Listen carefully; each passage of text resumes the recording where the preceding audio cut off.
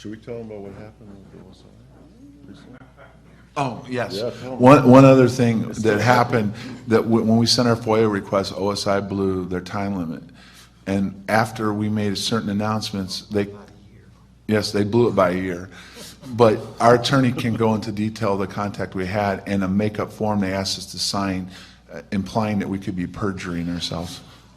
So they're trying to throw intimidation 32 years later. They're trying to Are intimidate kidding me? you. I mean, you think yes. I can see that you've been intimidated. Yeah, we're intimidated.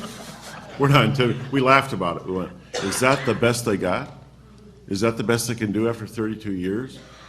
Is try the intimidation? It had a made-up form, ma'am. I mean, come on, you think we're idiots? You know, that was a made-up form. And then you had contact too, also our attorney, and which shook him up a little bit, I think, because he wasn't used. Were you okay with that? I've had the NSA call me on my cell phone just to see how I was doing. And now, remember I used the word weird earlier. And yes. This is another example of, you know. So why the interest 32 years later if nothing happened? And why did they blow what's under the law, the FOIA requests? They refused to answer our second, what we submitted, which was a little different than the first time, but the excuse they used was they'd already answered the first FOIA request, so they're not going to answer the second FOIA request. What are they hiding till this day? You know, those dogs don't hunt. They don't. They're telling us stuff like they think we're airmen. I mean, like, just 2 years, 5 years in. Oh, no, we're grown men. That stuff is not going to work with us. And you think we're going to, I'll make the record clear, we're not going to sit back and take anything from the United States government right now at this point. I mean, we're here to go ahead and clear this up the best we can and to get answers. This is a step in the process. And this is not over. This is not over for John and I. I mean, we're going to continue to do that. Once we achieve what we want to achieve, we're going to go off radar. You'll never hear from us again. Never hear from us again. We'll be off radar. And that's what we want to have happen. That's all we ever wanted to have happen. We wanted it to go away. You want those questions answered, which you deserve.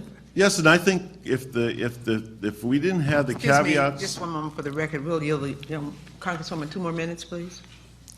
If we didn't have the caveats that were laid on our command structure at the time, and also the classified documents that in programs that were going on, which have been declassified now, we will talk about them later. I don't think that. I think here's let me go ahead and change my thought on this. If you look at take a look at the Bentwaters incident, the Reynolds Force incident, not as a UFO incident, but as an incident that is going to cause, apparently, the DOD and other federal agencies grief if any of that information got out. Why is there so much grief involved from them? Why is there something so classified that it can't get out? Well, I think it's because, and I'm going to go ahead and say this, my thoughts on it, I think it's because of the lies that have been done for the last 85 years. I think they don't want the real truth to come out, not because the American people can't handle it, because they don't want to get caught with their pants down. That's the problem. They've been lying about UFOs. That's what's going on here. You know what, if you ask a question to the United States government, anybody, you say, well, tell me what you know about UFOs. Well, you know what, that's not the right question. What you got to do is you got to ask the right questions to whatever agency you're asking. You got to be very specific at what you're asking. You don't say, tell me about UFOs. Oh, well, UFOs don't exist. UFOs this, UFOs. They don't give you any answers.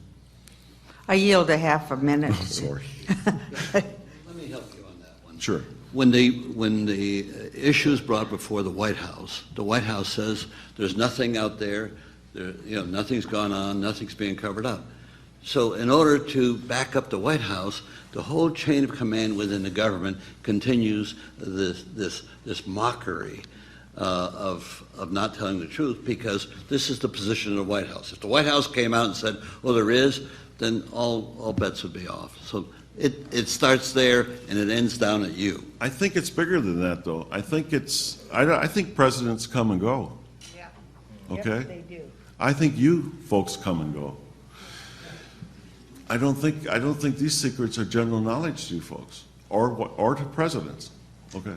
That's my thoughts on it. An interesting conversation I'll share with you.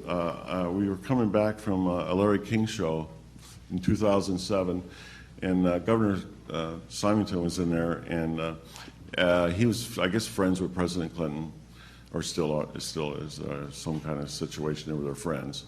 So we got done with the show, and the president had called Fife and was talking to him, and of course he's on speaker, but he didn't know. He brought up the conversation about the two questions that he asked when he was president. You know, like, who killed Kennedy, and are UFOs for real?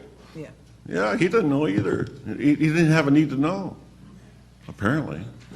But they All all time has been they yielded. outlast him. I Yes. Let me take this Thank back. you. Thank you very much. Thank you very much. You too, sir. Thank you very much.